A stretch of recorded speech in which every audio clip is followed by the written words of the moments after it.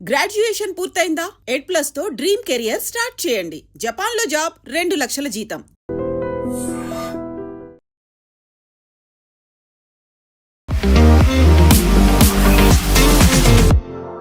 నమస్తే, నేను Kavitha. Welcome to I dream news and నిజాలు. ఇరాన్ మీద అమెరికా, ఇజ్రాయెల్ సంయుక్తంగా చేస్తున్నటువంటి దాడులు 30వ రోజు కంటిన్యూ అయ్యాయి. ఇప్పుడు సెకండ్ మంత్లోకి ఎంటర్ అయిపోయింది. ఈ నేపథ్యంలోనే ఇప్పటిదాకా ఆర్మీ ఎంటర్ అవ్వలేదు, but army boots on the ground అక్కడ భూతల దాడులకు కూడా సిద్ధమయ్యాము అంటూ అమెరికా అనౌన్స్ చేసింది.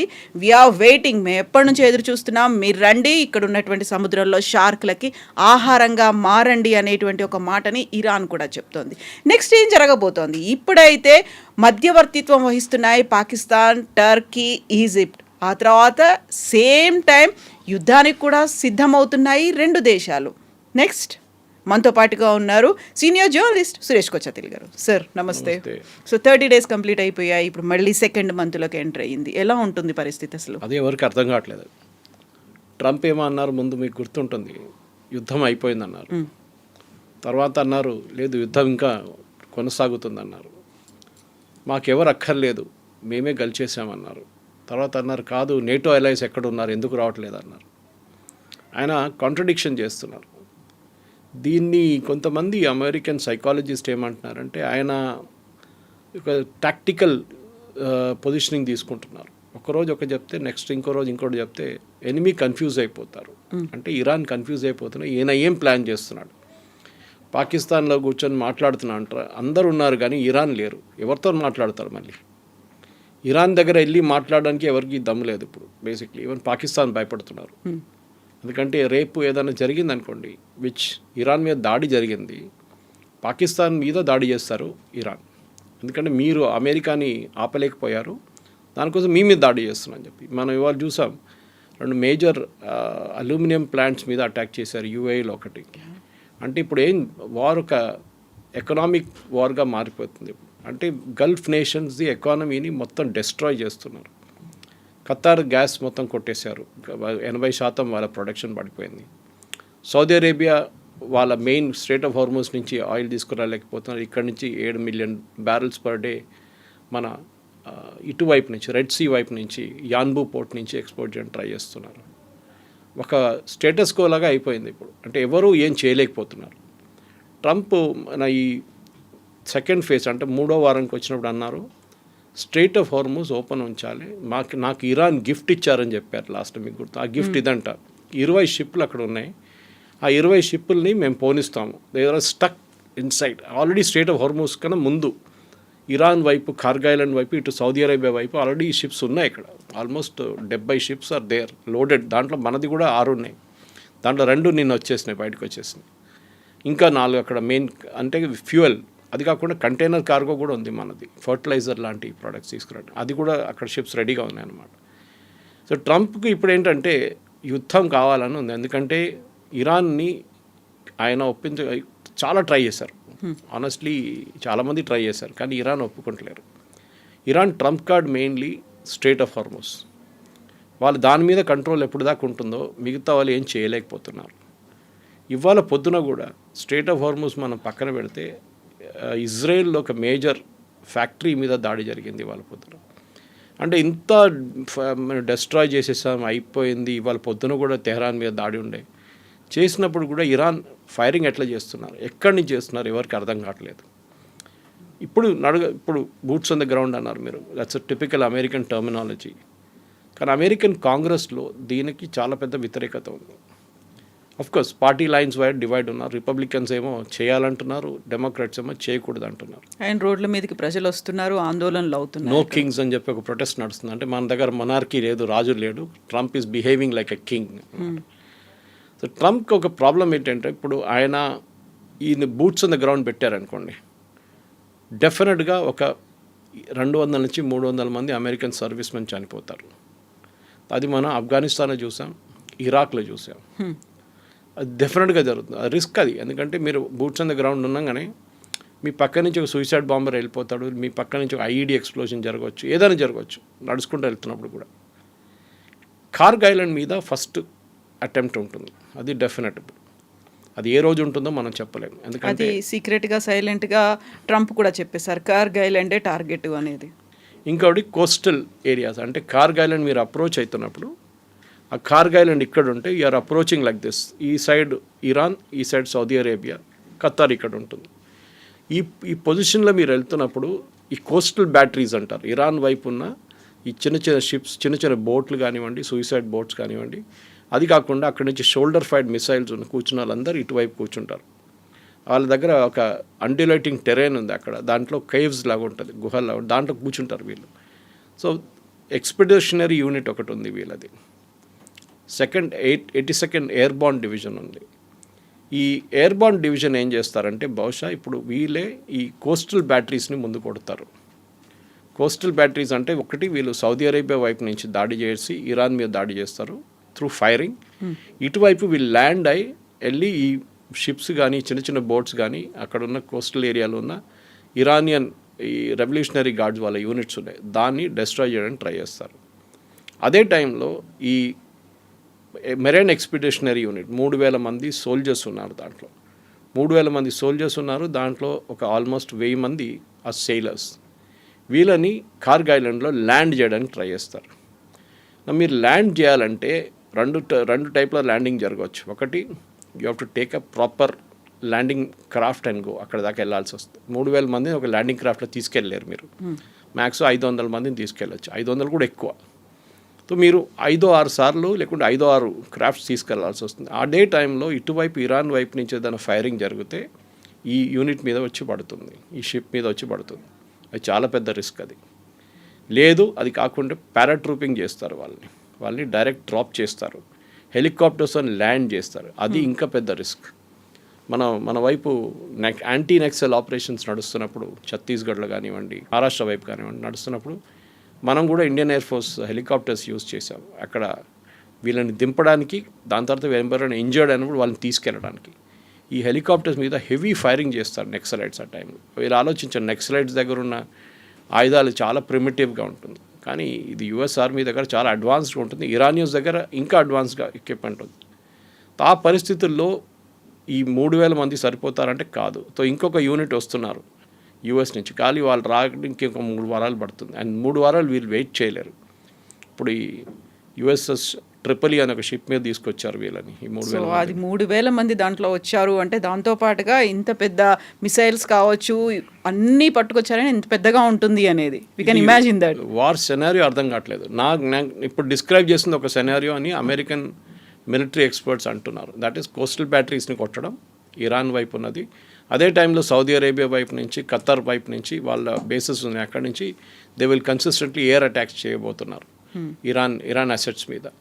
అదే టైంలో డైవర్షనరీ టాక్టిక్గా అటువైపు నుంచి ఒక టీం కార్గ్ ఐలాండ్ వైపు వెళ్తుంది. ఇరాన్ వైపు నుంచి ఇప్పుడు మిసైల్ లాంచ్ చేస్తే ఏమవుతుంది, that is the biggest worry అమెరికాకి. సో ప్రెసిడెంట్ ట్రంప్ డిసైడ్ చేయలేకపోతున్నారు. ఆయనకి ఎప్పుడు టిపికలీ ఒక కమాండింగ్ ఆఫీసర్ కానీ మిగతా వాళ్ళు ఒక రేంజ్ ఆఫ్ ఆప్షన్స్ ఇస్తారు. మనం ఇది చేస్తే ఇది అవుతుంది, ఇది చేస్తే ఇది చేస్తుంది, వార్ సినారియో ఉంటుంది. ఈ పరిస్థితుల్లో ఇప్పుడు ట్రంప్ దగ్గర ఆప్షన్స్ ఏం లేవు ఎక్కువ. ల్యాండ్ చేస్తే ఒక 10-20% మంది చనిపోతారని, గాయపడతారని 100%. అదే టైంలో చేయకపోతే ఏం చేస్తారు? యుద్ధం ఎక్కడ ఆగుతుంది? ఇరాన్ ఏమంటున్నారు, మేమేం చేయట్లేదు, మేము అసలు ఇక్కడ వీళ్ళని ఎవరిని రానియము, మేము ఎవరి మీద దాడి చేయట్లేదు, మా మీద దాడి చేస్తే మేము చేస్తున్నాం అంతే.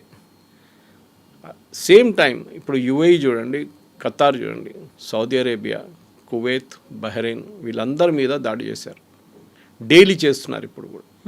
ఆ పరిస్థితుల్లో వీళ్ళు అటాక్ చేసినప్పుడు కార్గ్ ఐలాండ్ మీద డెఫినెట్గా ఇరాన్ కార్గ్ ఐలాండ్ మీద పాసిబ్లీ అటాక్ చేయరు. ఆ టైంలో వీళ్ళ ఇటువైపు ఉన్న సౌదీ అరేబియా కానీ యుఏఈ మీద కొడతారు. ఆల్రెడీ స్టార్ట్ అయింది చెప్పాను చూడండి, వాళ్ళ పొద్దున వాళ్ళ పెద్ద అల్యూమినియం ప్లాంట్ మీద కొట్టారు వాళ్ళు. అక్కడ ఎంతమంది గాయపడ్డారో చనిపోయారో తెలియదు, ఇంకా రిపోర్ట్స్ రాలేదు. అట్లాంటి పరిస్థితుల్లో ఇరాన్ ఎకనామిక్ అసెట్స్ని కొట్టడానికి వెళ్తే డెఫినెట్గా ఈ గల్ఫ్ అలైస్ యుఎస్ మీద ఇంకా ప్రెషర్ పెడతారు, మీరు ఏదైనా చేయండి అని. అక్కడ కూడా ఒక డివిజన్ ఉంది కవిత గారు. ఒక సౌదీ అరేబియా ఏమో ఇరానియన్ రెజ్యూమ్ని once and for all finish చేసేద్దామని చెప్తున్నారు. దానికి వాళ్ళు యూఎస్కి సపోర్ట్ ఎంత కావాలో సపోర్ట్ చేయడానికి ట్రై చేస్తున్నారు. ట్రంప్ నిన్న ఒక డెరగరేటరీ వర్డ్ యూజ్ చేశారు సౌదీ మొహమ్మద్ బిన్ సల్మాన్ గురించి. అది మనం ఇట్లాంటి బ్రాడ్కాస్ట్ వాడలేము. బేసిక్లీ ఏం చెప్పారంటే నాకు వచ్చి రిక్వెస్ట్ చేస్తున్నారు. I'm using a very diplomatic word.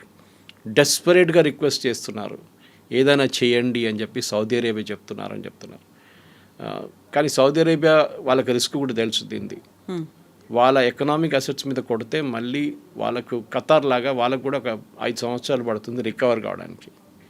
మీరు సరే యన్బూ నుంచి మీరు 7 మిలియన్ బ్యారెల్స్ ఎక్కిస్తున్నారు డైలీ షిప్లలో, కానీ అక్కడ హూతీలు మొదలుపెట్టారు ఇప్పుడు గొడవ. నిన్నటి నుంచి హూతీలు కూడా స్టార్ట్ చేశారు. అక్కడి నుంచి ఏదైనా సౌదీ అరేబియన్ షిప్ కానీ ఏ షిప్ అయినా యూరోపియన్ వైపు వెళ్ళే లేకుంటే యుఎస్ వాళ్ళ అసెట్స్ ఉంటే మేము దాన్ని కొడతామని హూతీలు మొదలుపెట్టారు. ఇటువైపు లెబనాన్లో ప్రాబ్లం నడుస్తుంది. లెబనాన్లో సదర్న్ లెబనాన్ కంప్లీట్లీ ఆక్యుపై చేయాలని చెప్పి బెంజమిన్ నెటన్యాహు వాళ్ళ ఆర్మీకి ఆర్డర్స్ ఇష్యూ చేశారు. అది బేసిక్లీ ఒక బఫర్ జోన్ క్రియేట్ చేయడానికి, ఇజ్రాయెల్ లెబనాన్ నడిమిట్లో ఒక బఫర్ జోన్ క్రియేట్ చేయడానికి. ఇజ్రాయెల్ టాక్టిక్ ఈ యుద్ధంలో చాలా క్లియర్. వాళ్ళకి ఇరాన్లో ఈ రెజీమ్ ఉండకూడదు అంతే. I think among all the parties most clarity ఉన్నది ఇజ్రాయెల్కే. యుఎస్ డిసైడ్ చేయలేకపోతున్నారు యుద్ధం చేయాలన్నా వద్దా, బూట్స్ ఆన్ ద గ్రౌండ్ పెట్టాలన్నా వద్దా, ఎన్ని రోజులు మీరు ఇరానియన్ అసెట్స్ని డెస్ట్రాయ్ చేస్తారు. ఎందుకంటే అక్కడున్న ప్రజలు కూడా ఇప్పుడు యూఎస్ని సపోర్ట్ చేయట్లేదు. ఇనీషియల్ స్టేజ్లో ప్రజలు చాలా మటుకు రోడ్డు మీద వచ్చి ప్రొటెస్ట్ చేశారు. ఆ టైంలో help is on the way అన్నారు ట్రంప్. ఆ హెల్ప్ ఎప్పుడు రాలేదు. ఇప్పుడు ప్రజలు కూడా బయటికి రావట్లేదు. ఎందుకంటే మీరు వాళ్ళ ఎకనామిక్ అసెట్స్ మీద కొడుతున్నారు. వాళ్ళ పవర్ ప్లాంట్ మీద కొట్టారు, హెవీ వాటర్ ప్లాంట్ మీద కొట్టారు. ఇవాళ ఒక పొద్దున జరిగిన ఒక స్ట్రైక్లో they hit their water source. ఒక టెరిటరీలో, ఇరాన్ ఒక టెరిటరీలో వాళ్ళ మెయిన్ వాటర్ సోర్స్ మీద కొట్టారు. అప్పుడు ఎవరికి కష్టం, అక్కడ ఎవరికి ప్రాబ్లం, ప్రజలకి. వాళ్ళకి నీళ్ళు దొరకదు. సో వాళ్ళు అమెరికా వ్యతిరేకంగా ప్రొటెస్ట్ చేయడం మొదలు పెడతారు. Exactly opposite of what Trump wanted అనమాట. సో ట్రంప్కి ఒక catch-22 సిచ్యువేషన్లో వచ్చేసారు. ఇప్పుడు చేస్తే ప్రాబ్లం, చేయకపోతే కూడా ప్రాబ్లం. ఈ పరిస్థితుల్లో ఐ థింక్ నెక్స్ట్ ఒక 48 అవర్స్ చాలా క్రూషియల్గా ఉండబోతుంది. యుద్ధం ఇట్లా పొడిగించుకుంటే ఎక్కువ రోజులు తీసుకెళ్ళలేరు అని అమెరికా కూడా చాలా క్లియర్గా తెలిసిపోయింది. ఇప్పుడు 5 days కాదు 10 days మేము ఎక్స్టెండ్ చేస్తున్నాం ఆ బ్రేక్ని అన్న తర్వాత మళ్ళీ ఇప్పుడు సరికొత్తగా ప్రతిపాదనలు ఇరాన్ వైపు నుంచే వచ్చాయి. 5 ప్రతిపాదనలు పెట్టారు ఈ సీజ్ ఫైర్ కోసమో లేకుంటే ఎండ్ కార్డ్ ఇవ్వడానికి అనే దాంట్లో. ఇందులో మళ్ళీ పాకిస్తాన్ ఉంది, టర్కీ ఉంది, ఈజిప్ట్ కూడా మధ్యవర్తిత్వం వహిస్తున్నాయి, ఇంక్లూడింగ్ సౌదీతో అనే మాట. ఎక్కడి దాకా వెళ్తుంది అనుకున్నప్పుడు ఇవన్నీ అవుతున్నాయి, డిస్కషన్స్, మీడియేషన్స్ ఇవన్నీ అవుతున్నప్పుడే మళ్ళీ బూట్స్ ఆన్ ది గ్రౌండ్ పంపిస్తున్నారు అంటే డౌట్ఫుల్గా ఉంది. ఎందుకంత డ్యూయల్ నేచర్ ఉంది, డ్యూయల్ స్టాండర్డ్స్ ఎందుకున్నాయి ట్రంప్ దగ్గర అనేది. కరెక్ట్, అదే ప్రాబ్లం. నేను చెప్పాను చూడండి, ట్రంప్ బోత్ వేస్ ఆయన ఇంగ్లీష్లో అంటారు between rock and hard place. ఆయనకు అర్థం కావట్లేదు ఏం చేయాలని. ఇప్పుడు ఆయన బూట్స్ ఆన్ ది గ్రౌండ్ పెడితే చాలామంది చనిపోతారు. అమెరికాలో అది చాలా sensitive issue. At the same time ఆయన చేయకపోతే ఇరాన్ అంటారు మేమే యుద్ధం కలిసాం చూడండి, అమెరికా భయపడ్డారు మా మీద. అదే టైంలో Arab allies, Saudi Arabia, Qatar, Dubai అంటే యుఏఈ, వీళ్ళందరి మీద దాడి చేస్తున్నారు ఇరాన్. ఇప్పుడు కూడా వాడు ఆగట్లేదు. ఇజ్రాయెల్ మీద దాడి కొనసాగుతుంది. ఇంకా ఈ పరిస్థితుల్లో ఏం చేస్తారు? If you are in Trump's place, first of all మీరు ఏం చేస్తారు? యుద్ధానికే రారు. కానీ యుద్ధాల్లో వచ్చేసారు, మీరు దిగేశారు. ఇప్పుడు ఏం చేయలేము. ఇజ్రాయెల్తో పాటు మీరు వచ్చారు, ఆ ఆపర్చునిటీ దొరికింది, ఖమేనీ మొత్తం వాళ్ళని కొట్టేశారు. కానీ ఇరాన్ ఆగట్లేదు. మీరు ఇంత చేసినా కానీ 8,500 బాంబులు వేసిన తర్వాత కూడా ఇరాన్ ఇంకా చదవట్లేదు. వాళ్ళు చాలా కూల్గా ఉన్నారు. వాళ్ళు రియాక్ట్ అవుతున్నారు. ఎట్లా రియాక్ట్ అయ్యారు అట్లనే రియాక్ట్ అవుతున్నారు వాళ్ళు. ఈ పరిస్థితుల్లో ఒక కమాండర్ ఇన్ చీఫ్కి ఆప్షన్స్ చాలా తక్కువ. ఒకటి, వాళ్ళ యుఎస్ కాంగ్రెస్ వైపు నుంచి కూడా ప్రెజర్ రావడం మొదలుపెట్టింది. ఎందుకంటే technically boots on the ground పెట్టాలంటే యుఎస్ కాంగ్రెస్ అప్రూవల్ కావాలి, అంటే వాళ్ళ పార్లమెంట్ వైపు నుంచి అప్రూవల్. అది తీసుకోలేదు ట్రంప్. ఇన్ఫాక్ట్ యుద్ధం నడిపించడానికి కూడా ట్రంప్కి ఆయన ఎమర్జెన్సీ పవర్స్ వ్యతిరేకంగా ఆయన యుఎస్ కాంగ్రెస్కి వెళ్ళాల్సి వస్తుంది. అక్కడ ఆయనకు డెఫినెట్గా తెలుసు చాలామంది ఆయనకు వ్యతిరేకంగానే ఓటేస్తారు, రిపబ్లికన్ వాళ్ళు కూడా. బికాజ్ అమెరికాలో వియట్నాం వార్ తర్వాత కవిత గారు చాలా సెన్సిటివ్ ఇష్యూ. వియట్నాం వార్ మొదలైనప్పుడు, వియట్నాం వార్ హిస్టరీ నేర్చుకున్న పిల్లలకు కూడా తెలిసింది, లేకుంటే పెద్దవాళ్ళు ఆ టైంలో ఉన్న ఎల్డర్స్ కూడా తెలుసు చాలా మటుకు. 8,500 ట్రూప్స్ని పంపించారు ఫస్ట్ వియట్నాంకి. ఇప్పుడు చూడండి, you can count the present lot. Already అక్కడ ఉన్నారు కొన్ని ట్రూప్స్. సౌదీ అరేబియాలో 8,500 ఉన్నారు, ఖతార్లో ఉన్నారు, మీకు అన్ని ప్లేసెస్లో అమెరికన్ ట్రూప్స్ ఉన్నారు. వీళ్ళేమనుకున్నారంటే ఈ 8,500 మందితోని మేము వియట్నాంలో ఉన్న ఈ గెరిల్లా ఫోర్స్ని ఒక వారం లోపల ఫినిష్ చేసేస్తాం అనుకున్నాం.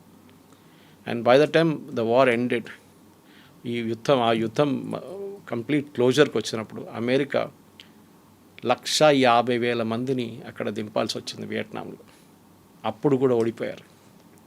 This is a major historical lesson అమెరికాకి తెలుసు. చాలామందికి ఇది భయం ఉంది. అమెరికాలో వియట్నాం అంటే ఇప్పుడు కూడా వెటరన్స్ చాలా తక్కువ ఉన్నారు. చాలామంది ఏజ్ అయిపోయి ఉంటుంది వాళ్ళది, they must be no more. కానీ అక్కడ వాళ్ళ సైకే లేదు ఉంది వియట్నాం అనగానే. ఇరాన్ కూడా ఇంకొక వియట్నాం అయిపోతుందో అని అమెరికాకి డెఫినెట్గా ఒక భయం ఉంది, అండ్ ఉంటుంది కూడా అది.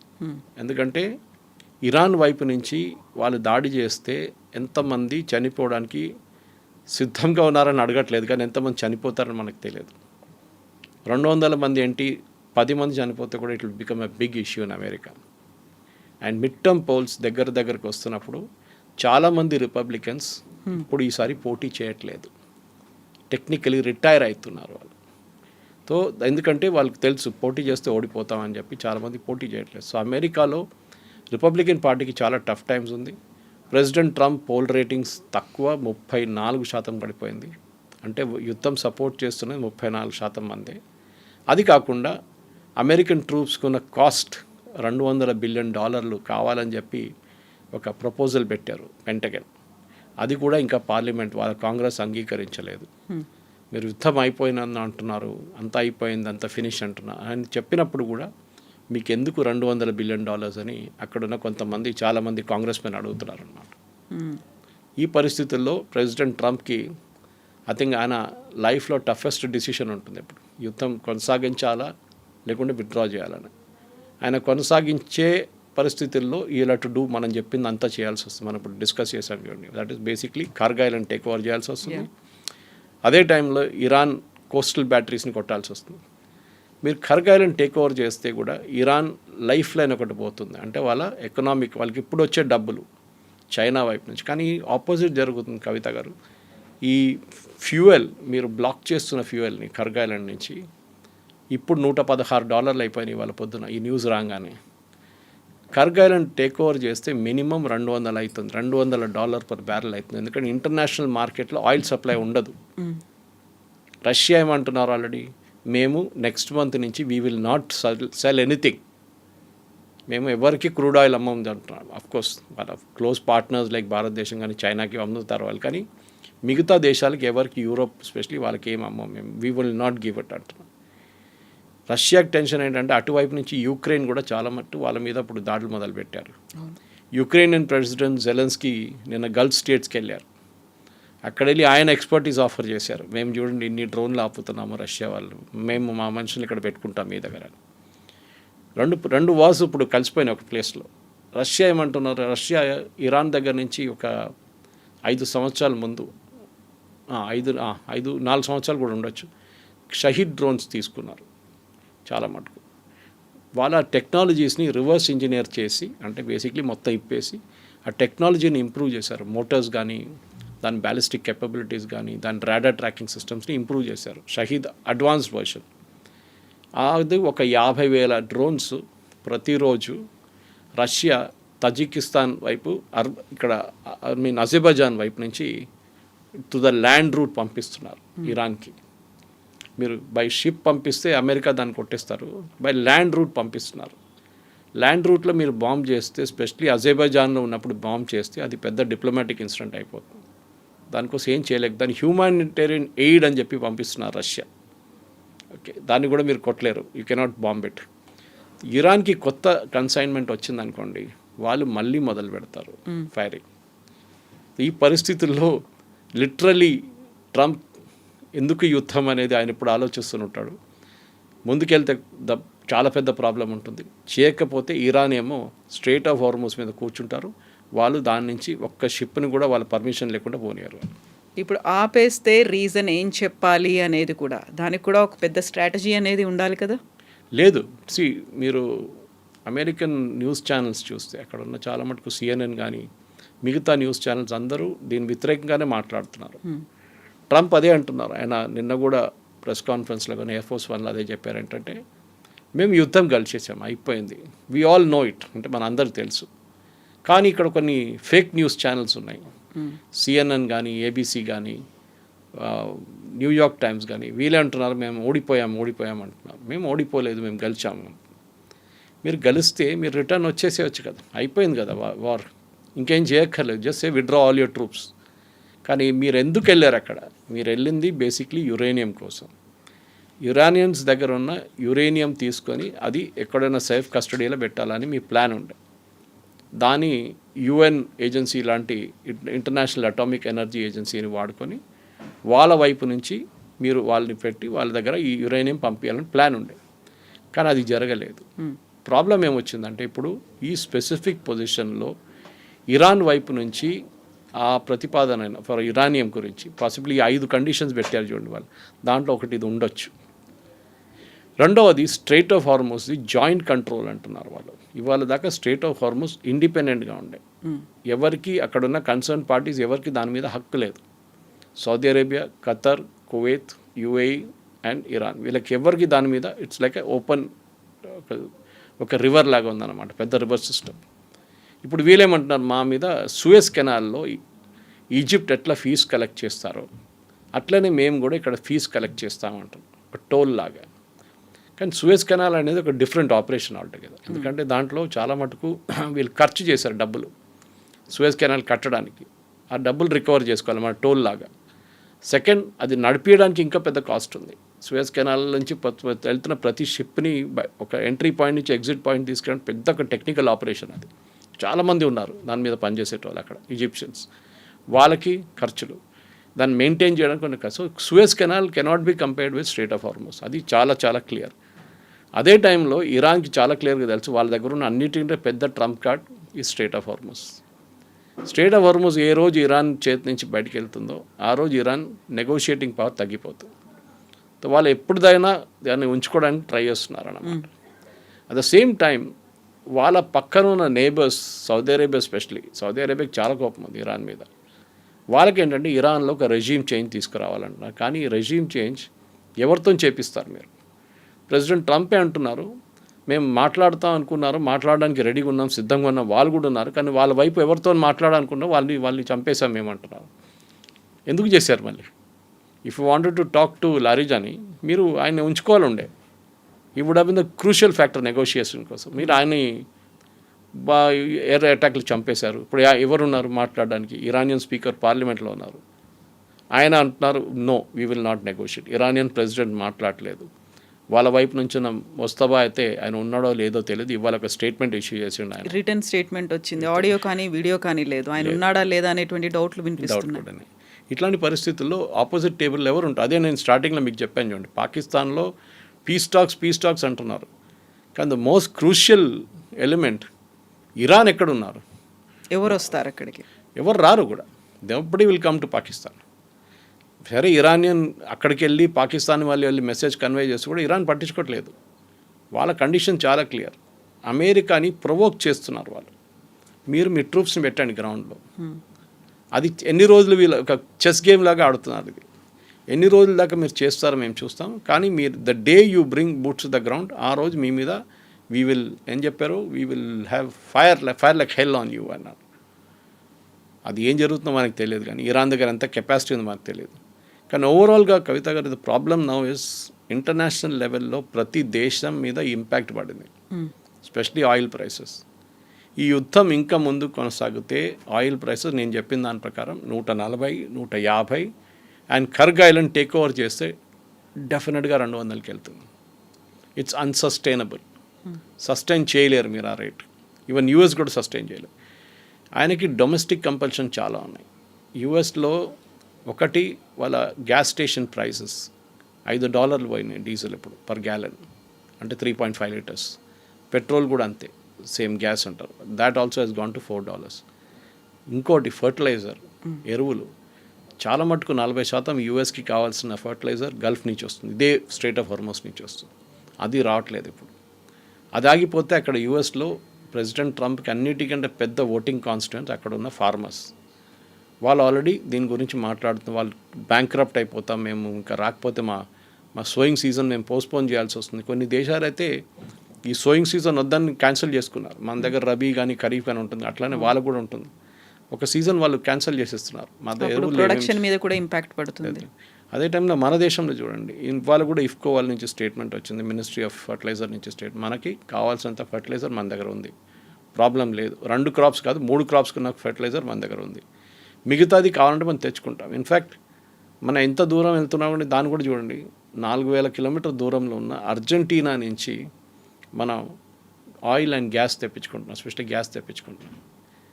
ఇండియన్ కాన్సెప్ట్ నుంచి మనం మోదీ గారు మాట్లాడుతున్నారు, మినిస్ట్రీ మాట్లాడుతున్నారు, we will not use gas only going forward, అది కూడా పైప్ న్యాచురల్ గ్యాస్ వాడాలని. ఇవన్నీ చూసినప్పుడు ఇరాన్ వైపు నుంచి ఇప్పుడు జరిగే ఈ ప్రయత్నాన్ని, రేపు యుద్ధం ఆగిందనుకోండి, situation will take another minimum 2 years, 2 సంవత్సరాలు పడుతుంది మీకు నార్మల్సీకి రావడానికి. అన్ని నెలలు లేకుండా అన్ని సంవత్సరాలు, 2 సంవత్సరాలు తట్టుకోలేరు చాలా నేషన్స్. మలేషియా కానీ, ఇండోనేషియా కానీ, శ్రీలంక, నేపాల్, బంగ్లాదేశ్, వీళ్ళెవరు, ఈవెన్ పాకిస్తాన్ ఇంత పెద్ద టాక్స్ నడిపిస్తున్నారు, పాకిస్తాన్ దగ్గర ఆయిల్ లేదు, వాళ్ళు రేషనింగ్ చేస్తున్నారు అక్కడ. ఈ పరిస్థితుల్లో వరల్డ్ ఎకానమీ, ప్రతి ఎకానమీ మీద పెద్ద ప్రాబ్లం. ఈవెన్ మన ఎకానమీ కూడా ఎక్కడ వెళ్ళదు, స్టాక్ మార్కెట్స్ పడిపోతున్నాయి. ఇట్లాంటి పరిస్థితుల్లో ప్రెసిడెంట్ ట్రంప్కి ఫస్ట్ చేయాల్సింది ఏంటంటే వాళ్ళ వైపు నుంచి కొంచెం కిందకి దిగ రావాల్సి వస్తుంది. యురేనియం ఇష్యూ పక్కన పెడదాం, ఇప్పుడు we will talk about other things. Uranium కావాలంటే ఒక 6 నెలల తర్వాత మాట్లాడదు, ఇప్పటికీ we will keep quiet about it. రెండవది, ఈ స్టేట్ ఆఫ్ హార్మోజ్ ఓపెన్ చేయడం అంటే ఇరాన్ అగ్రీ చేస్తే that will be a big victory అందరికీ, ఎంటైర్ వరల్డ్. ఎందుకంటే మీకు 40% ఫర్టిలైజర్ కానీ 20% వరల్డ్కి కావాల్సిన గ్యాస్ అండ్ ఆయిల్ వచ్చేది స్టేట్ ఆఫ్ హార్మోజ్ నుంచి. ఇప్పుడు ప్రజెంట్లీ మీరు 20% తీసేస్తే 80% ఉంది, దానికోసం ప్రైసులు పెరుగుతున్నాయి, రేట్లు పెరుగుతున్నాయి.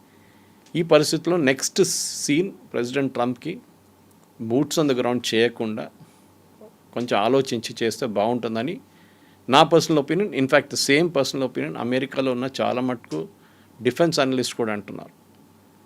This is a war which is going nowhere. ఇంకా ఎక్కువ అగ్రెసివ్గా వెళ్ళాల్సినటువంటి పరిస్థితులు వస్తాయి, అప్పుడైతే ఆ డ్యామేజ్ కూడా చాలా ఎక్కువ ఉంటుంది.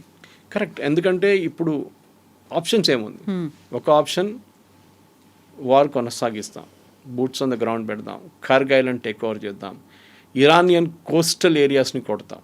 ఓకే, దాంతో ఏమవుతుంది, ఇరాన్ మళ్ళీ అటాకులు మొదలు పెడతారు, సౌదీ అరేబియా మీద దాడి చేస్తారు, యూఏఈ మీద దాడి చేస్తారు, ఖతర్ మీద దాడి చేస్తారు, ఇంపాక్ట్ ఇంకా ఎక్కువ అవుతుంది. ఖర్గ్ ఐలాండ్ కావాలంటే వాళ్ళు డిస్ట్రాయ్ చేసేస్తారు, మాకు లేదు మీకు కూడా ఉండకూడదు అని చెప్పేసి. అట్లా ఉన్నప్పుడు మళ్ళీ ఆయిల్ సప్లై తగ్గిపోతుంది చాలా మటుకు. ఇది చాలా కృషి. దానికోసం చూడండి, మన యుఎస్ ఎయిర్ ఫోర్స్ వాళ్ళు తీసుకున్నప్పుడు, వాళ్ళు బాంబింగ్ చేసినప్పుడు ఖర్గ్ ఐలాండ్ మీద వాళ్ళ ట్యాంకింగ్ ఫెసిలిటీస్ని కొట్టలేదు. వాళ్ళు ఓన్లీ ఎయిర్ ఫీల్డ్ ఉంటే కొంచెం డిఫెన్స్ యూనిట్స్ ఉండే అక్కడ, దాని మీద దాడి చేశారు. They didn't touch the oil infrastructure. దానికోసం ఖతర్ మీద కూడా ఇజ్రాయెల్ దాడి చేసి ఖతర్ ఆయిల్ ఫీల్డ్స్ మీద కొట్టినప్పుడు, అంటే ఇరాన్ ఆయిల్ ఫీల్డ్స్ మీద కొట్టినప్పుడు ఖతర్ మీద దాడి చేసినప్పుడు ఫస్ట్ వార్నింగ్ యూఎస్ అదే ఇచ్చారు ప్రెసిడెంట్ ట్రంప్ ఇజ్రాయెల్ దగ్గర, డోంట్ డూ ఇట్ అగైన్. ఎందుకంటే ఇది చాలా ఇంత పొలిటికల్ హాట్ పొటాటో అంటాం మనం దీన్ని. ప్రతి దేశంలో ఇది ప్రాబ్లంగా మిగిలిపోతుంది. చాలా దేశాలు ఏమంటున్నారు, మాకు దీంతో సంబంధమే లేదు. టేక్ ఫర్ ఎగ్జాంపుల్ మీరు ఒక ఇండోనేషియా లాంటి దేశం తీసుకు, వాళ్ళకి సంబంధమే లేదు దీంతో, వాళ్ళ మీద ఇంపాక్ట్ ఉంటుంది. అక్కడ ఫైనాన్షియల్ ఎమర్జెన్సీ డిక్లేర్ చేస్తారు. ఫిలిప్పీన్స్ కూడా అంతే. ఎన్ని రోజులు తట్టుకుంటారు అక్కడ. టూరిజం సెక్టర్ దెబ్బతిన్నది. దుబాయ్లో the entire tourism sector is dead. Super మార్కెట్లో తినడానికి వస్తువులు లేవంట అక్కడ, అంటే కొనడానికి మీకు వెజిటబుల్స్ కానీ, ఫ్రూట్స్ కానీ, సీరియల్స్ కానీ ఏం లేదంట అక్కడ, ఎంటీ అయిపోతుందంట. Because they don't produce anything, బయట నుంచి తెప్పించుకోవాలని. ఇట్లాంటి పరిస్థితుల్లో వాళ్ళు కూడా సఫర్ అవుతున్నారు. It is not that people around the world are suffering, even people within. Tourism లేకుంటే టూరిజం మీద బతికే ఎంతోమంది ఉన్నారు యూఏఈలో. వాళ్ళ airlines are losing billions every day అంటున్నారు. ఖతర్ కానీ, సౌదీ కానీ, you take Emirates, fly Dubai, వీళ్ళందరూ ఎవ్రీబడి, గల్ఫ్ ఎయిర్, వీళ్ళందరూ సఫర్ అవుతున్నారు. ఎన్ని రోజులు తట్టుకుంటారు వీళ్ళకి ప్యాసింజర్ ట్రాఫిక్ లేకుండా నడిపారు. ఇన్ఫ్యాక్ట్ దుబాయ్ ఎయిర్పోర్ట్ వాళ్ళు ఓపెన్ చేసి పెట్టేశారు రిస్క్గా. డజంట్ మ్యాటర్, ఎందుకంటే 75 మిలియన్ ప్యాసింజర్స్ని హ్యాండిల్ చేసే కెపాసిటీ ఉంది. It's transit point. ఈ పరిస్థితుల్లో వాళ్ళు క్లోజ్ చేస్తే ఇంటర్నేషనల్ ఏవియేషన్ మొత్తం దెబ్బతింటుంది. దానికోసం వాళ్ళు కంపల్సరీగా ఫ్లైట్స్ నడిపిస్తున్నారు. I think they are running at about 60 to 70% capacity. కానీ ఎన్ని రోజులు? ఒక నార్మల్సీ రావాల్సిందే కవిత గారు. దానికోసం యుఎస్ ఒక ఫ్రెష్ యాటిట్యూడ్తో తీసుకొచ్చి పాసిబ్లీ మార్కో రూబియో కానీ జేడీ వ్యాన్స్ని తీసుకొచ్చి ఒక సెన్సిబుల్గా కూర్చొని మాట్లాడి ఇరాన్ దగ్గర through a third party, Iran directly మాట్లాడరు యూఎస్తో, సో థర్డ్ పార్టీని తీసుకొచ్చి పాకిస్తాన్ కాకుండా Egypt might be a good choice or Turkey also, even Oman for that matter. వీళ్ళని తీసుకొచ్చి మెయిన్ 3 పాయింట్లు, ఒకటి న్యూక్లియర్, రెండవది మిసైల్స్, మూడవది డ్రోన్స్, నాలుగోది రెజీమ్ చేంజ్. కానీ రెజీమ్ చేంజ్ జరగదు ఇప్పుడు. ఇరాన్కి డబ్బులు కావాలి, desperate for money. So US ఏం చెప్పాలంటే, ఓకే మీరు ఇది 3 చేస్తే మేము మీకు ఆయిల్ ఇంటర్నేషనల్ మార్కెట్లో అమ్మడానికి ఓపెన్గా పర్మిషన్ ఇచ్చేస్తాం. దాంతో ఇరానియన్ ఎకానమీ ఇంప్రూవ్ అవుతుంది. ఇరాన్లో ఉన్నప్పుడు ఇన్ఫ్లేషన్ చాలా మటుకు తగ్గిపోతుంది. చూడాల్సింది whether Trump will take this step or not, అది చూడాలి మనం. Sir thank you very much. And for more videos, Please subscribe to iDream. Please subscribe to iDream. Please subscribe iDream. And please subscribe to iDream. For more videos, subscribe to iDream. please like, share, and subscribe to the channel. Congratulations, iDream. subscribe to iDream. Subscribe to iDream. So subscribe to iDream Media. iDream ki iDream team andarki huge congratulations. Please subscribe iDream Media. Please subscribe to iDream. Subscribe iDream. Please subscribe to iDream. iDream అంటే నా కళల ఛానల్ను subscribe చేసుకున్న నోరు తిరుగుతలేదు, మీరైతే గంట గుర్తు కొట్టండి. For more such videos, please subscribe to iDream. Subscribe to iDream. Please subscribe to iDream. Please subscribe iDream Media. Please do subscribe to iDream. Please subscribe to iDream Media. For best entertainment and information, please subscribe iDream. And don't forget to subscribe to iDream.